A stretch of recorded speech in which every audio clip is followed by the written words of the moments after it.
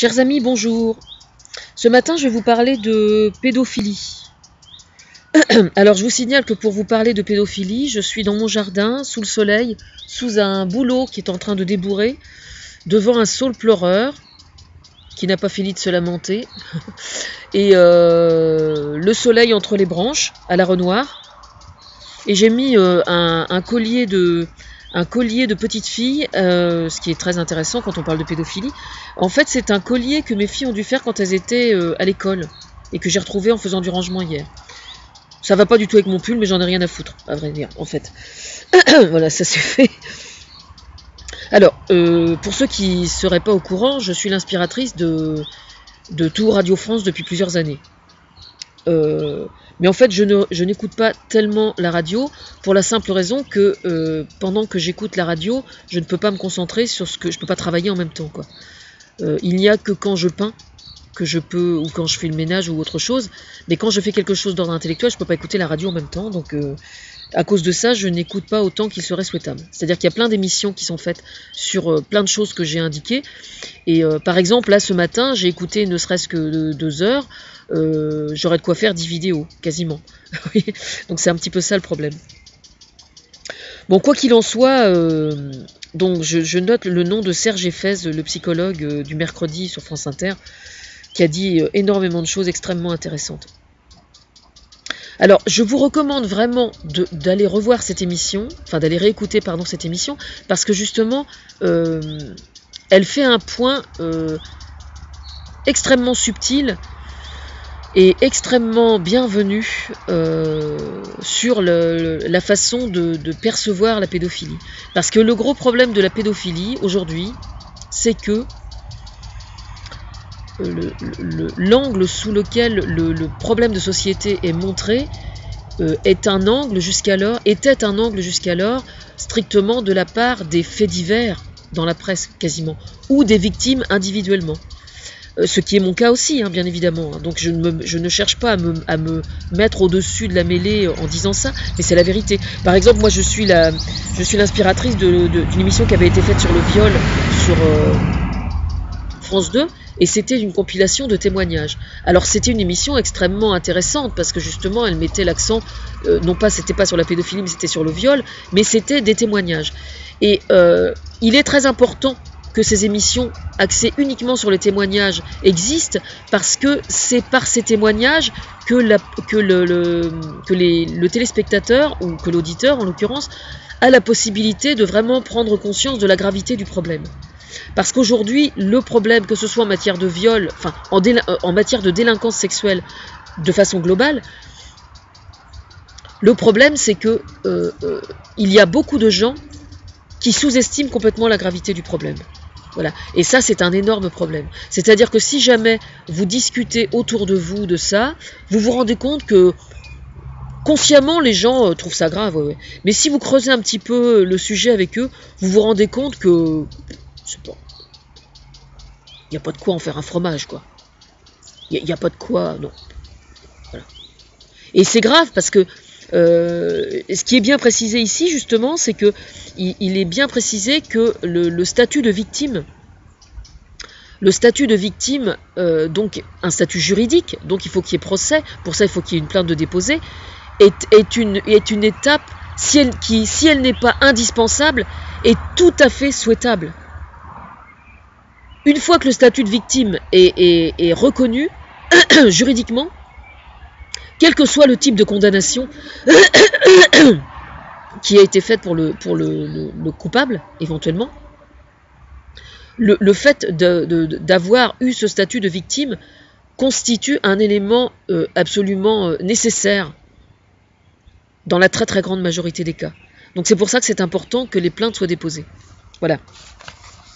Alors, il y a énormément de choses qui ont été dites dans cette émission et que moi, qui répondent à des questions que moi je me posais et qui sont autant d'éléments qui ne m'étaient pas parvenus à moi pour répondre à certaines questions que je me posais, quoi. Donc, notamment, il est dit qu'il y a 30% des pédophiles qui ont été victimes avant. Et moi, je pensais que le pourcentage était beaucoup plus important. En fait, sur une dizaine sur 10 cas de pédophiles, il y en a 30% qui ont été d'anciennes victimes. Donc ça veut dire, il faut voir le bon côté des choses, ça veut dire que sur toutes les victimes,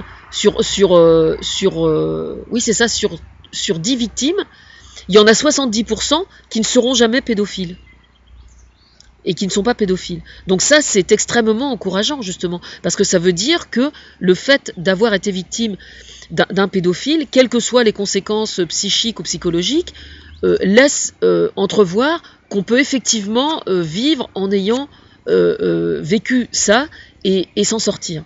Donc ça, c'est extrêmement important. Alors, ce qui a été dit aussi, c'est qu'il existe plusieurs formes de pédophilie. Et ça, oui, ça, je suis tout à fait d'accord avec ça.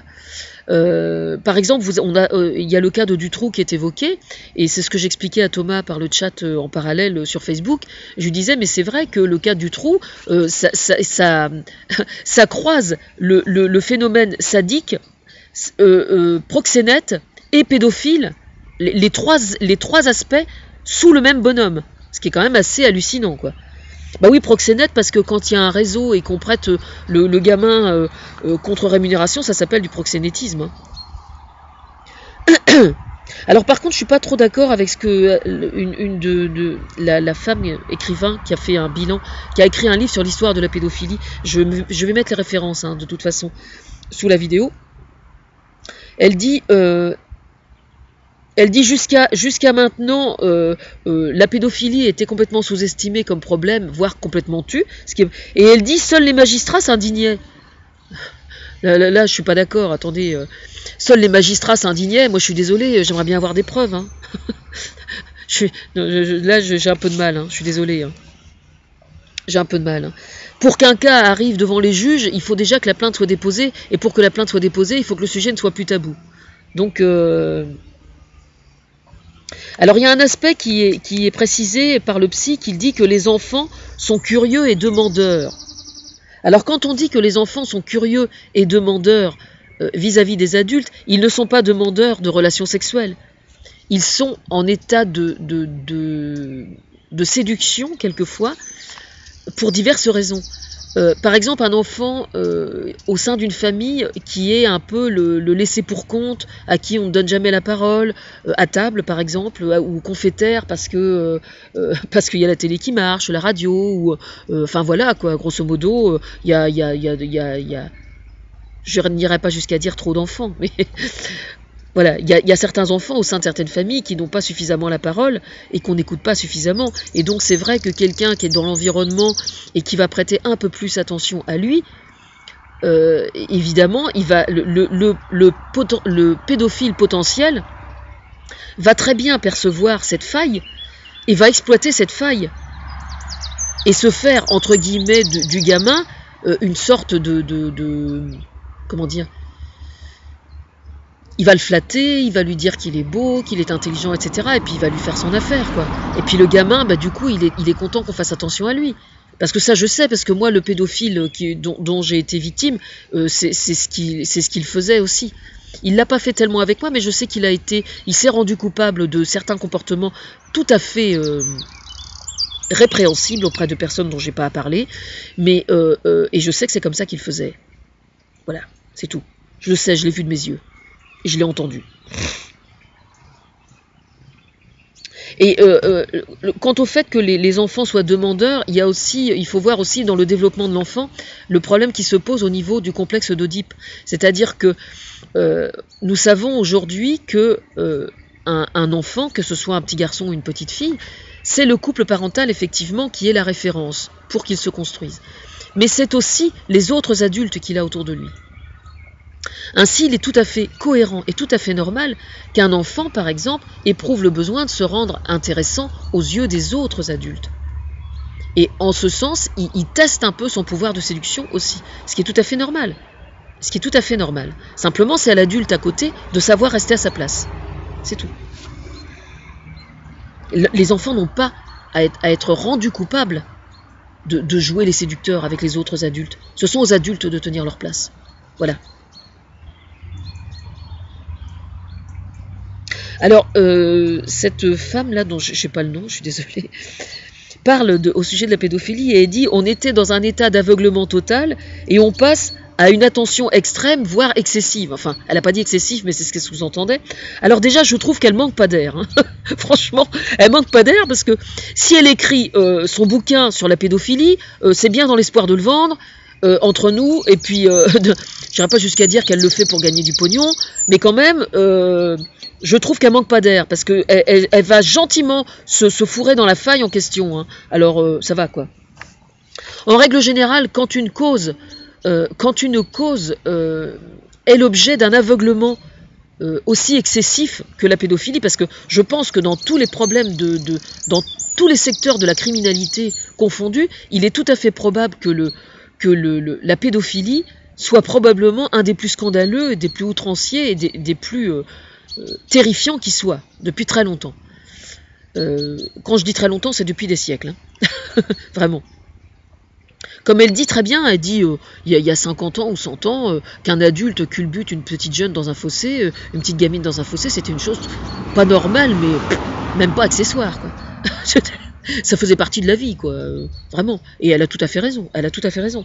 Alors, en fait, il se passe un peu la même chose qu'avec le féminisme. Hein. C'est-à-dire que les femmes ont été tellement bafouées, tellement humiliées pendant des siècles, que dans les années 70, le féminisme devait être outrancier pour exister. C'est-à-dire que c'est exactement comme quelqu'un qui a habité pendant deux pièces, dans deux pièces pendant je ne sais combien de décennies. Le jour où il fait construire une maison, il fait construire une maison avec 10 chambres. Et puis un séjour qui fait 10 fois la taille normale. Moi, je connais plein de cas comme ça. Eh bien, le féminisme, c'est pareil. Dans les années 70, le féminisme a été complètement outrancier, et aujourd'hui, on arrive on entre dans un féminisme beaucoup plus tempéré, beaucoup plus mesuré. Donc, qui doit être parfaitement toléré par messieurs, soit dit en passant, même si ça défrise certains. Eh bien, la pédophilie, c'est la même chose. C'est-à-dire que le fait qu'on ait été dans un aveuglement total pendant tellement longtemps, génère peut-être effectivement une forme d'excès. Effectivement. Mais c'est un excès qui est nécessaire, tout simplement pour ouvrir les yeux. Voilà. Moi, ça m'arrive quelquefois de discuter du fait que j'ai été victime d'un pédophile avec des gens que je connais et qui ne connaissaient pas cette partie de mon histoire. Et ils sont tous toujours super contents que j'aille bien, que je sois complètement réparé par rapport à ça. Ça ne fait absolument aucun doute. Mais il y a aussi des gens qui m'ont dit, sincèrement, j'aurais jamais cru, quoi. J'aurais jamais cru. C'est-à-dire que c'est complètement tabou. Moi, je connais des gens très âgés aujourd'hui, quand on aborde le sujet avec eux, qui changent de sujet tout de suite. Non, je ne citerai aucun nom. Voire qui cherchent à me culpabiliser.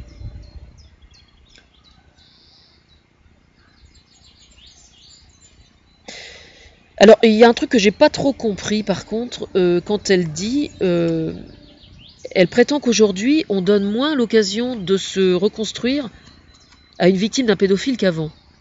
Alors ça, j'aimerais bien qu'elle développe. Je n'ai pas compris. Moi, je ne suis pas d'accord du tout. Je suis pas d'accord du tout. Parce qu'au contraire, aujourd'hui, je pense qu'aujourd'hui, justement parce qu'on en parle, il y a une prise de conscience réelle de ce problème-là. Et moi, le peu de fois où je sois retournée à l'hôpital psychiatrique, c'était jamais très longtemps parce que j'étais très fatiguée, je sais pas, ça remonte à je sais plus quelques mois. Thomas Fersen avec les psys s'était débrouillé pour que je me retrouve internée en même temps que des victimes justement. Et donc on en parlait quoi. Et je pense qu'aujourd'hui un enfant qui est victime de pédophilie va être plus entendu, bien sûr. Ça fait absolument aucun doute. Alors j'ai été extrêmement impressionnée, notamment aussi par le témoignage de ce pédophile potentiel. Enfin, je ne sais pas comment on pourrait dire. Ce monsieur qui était conscient qu'il est pédophile et qui a anticipé les choses. Et là, je suis complètement bluffée par le courage de cet homme. Alors, l'association en question s'appelle l'Ange Bleu. Et donc, un homme qui est conscient qu'il est attiré par les enfants sexuellement peut clencher la porte de cette association et il sera pris en charge. Voilà. Et je les remercie de faire ça parce que moi, c'est un de mes combats en fait.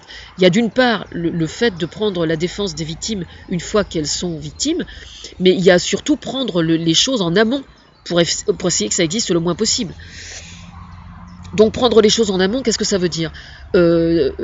Diagnostiquer des enfants. C'est-à-dire que dès l'instant que des parents ou des instituteurs ou des travailleurs sociaux prennent conscience qu'un enfant, par son comportement, par la façon dont il joue, etc., laisse entendre que peut-être il se passe quelque chose d'anormal, ça c'est extrêmement important. C'est une chose. Alors moi, il faut savoir que j'ai une copine qui est psychologue scolaire. Ça fait longtemps que j'ai communiqué avec elle d'ailleurs, qui est en Savoie, et avec laquelle j'avais eu une conversation sur le sujet justement un jour. Et elle m'expliquait à l'époque, mais ça remonte à plusieurs années, qu'entre le moment où elle avait diagnostiqué un enfant à l'école et le moment où donc elle avait alerté évidemment les services en question, il s'était passé 2 ans. Alors je ne sais pas ce qu'il en est maintenant. Voilà. Le problème, c'est qu'une fois qu'un enfant est diagnostiqué, qu'est-ce qu'on fait? Ça, c'est un autre problème, et je n'ai pas à débattre de ce genre de choses, moi, en tant que bénévole, encore moins par une vidéo interposée. Je tiens à rappeler que j'ai proposé mes services à l'association Enfance et Partage, et que mon offre tient toujours.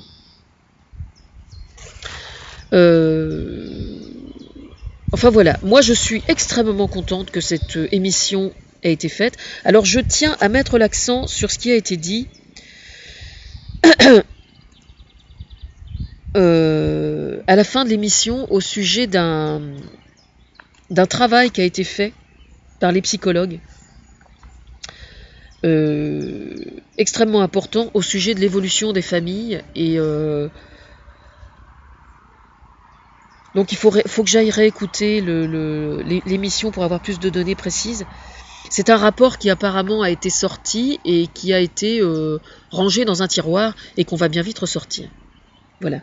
Parce qu'il répond à plein de choses extrêmement importantes.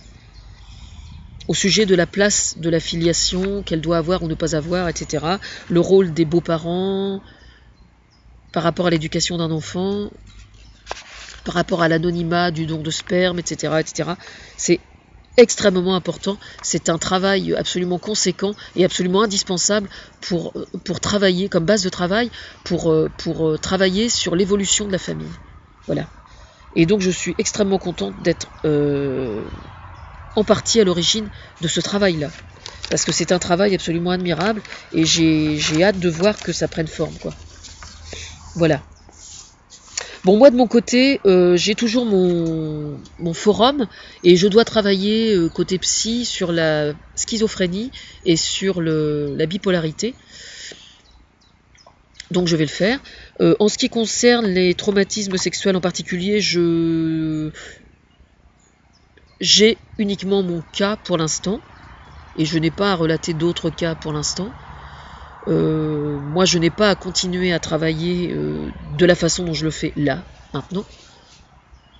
Donc je considère que les billes ne sont plus de mon côté.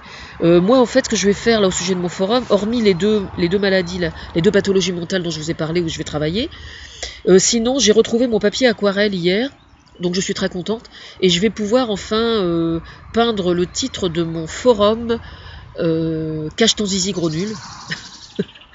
Et je vais en faire un joli calligramme pour mettre sur le portail de mon forum. Et c'est là, je pense, que va se limiter mon travail en ce qui concerne la délinquance sexuelle en règle générale pour l'instant. Je tiens à rappeler que je suis toujours sous tutelle à cause d'une expertise psychiatrique erronée qui n'a rien à voir avec la pédocriminalité, soit dit en passant.